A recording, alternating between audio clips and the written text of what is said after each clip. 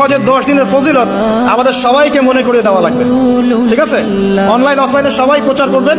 এই 10 দিন নেক আমলের জন্য একটা উৎসবের উপহার আল্লাহর পক্ষ থেকে। এই 10টা দিন যেন আমরা আল্লাহর পক্ষ থেকে এই উপহারকে কাজে লাগাই, বেশি বেশি নেক আমল করি, পরকালকে গুছিয়ে নেই।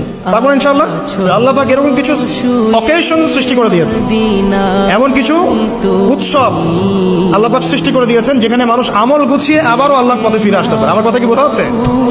ঠিক এরকমই একটা উৎসব হচ্ছে, একটা অকেশন হচ্ছে আমলের উৎসব, সেটা হলো এই জিলহজ মাসের প্রথম 10 দিন। এই জিলহজ মাসের প্রথম 10 দিন সম্পর্কে আল্লাহ পাক সূরা ফজরের মধ্যে শপথ করেছেন, ওয়াল ফাজরি, ফজরের কসম, ওয়া লায়ালিন আশর, এবং এই 10 রাতের কসম। এই 10 রাত বলতে এখানে জিলহজ মাসের এই 10 দিন এবং 10 রাতকে বোঝানো হয়।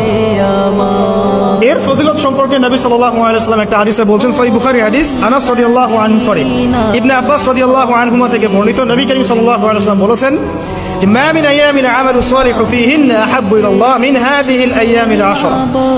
আল্লাহ পাকের কাছে এই 10 দিন অর্থাৎ জিলহজ মাসের প্রথম 10 দিনের নেক আমল যত বেশি প্রিয়, আল্লাহর কাছে জিলহজ মাসের প্রথম 10 দিনের নেক আমল যত বেশি প্রিয়, অন্য কোনো আমল এত বেশি প্রিয় না।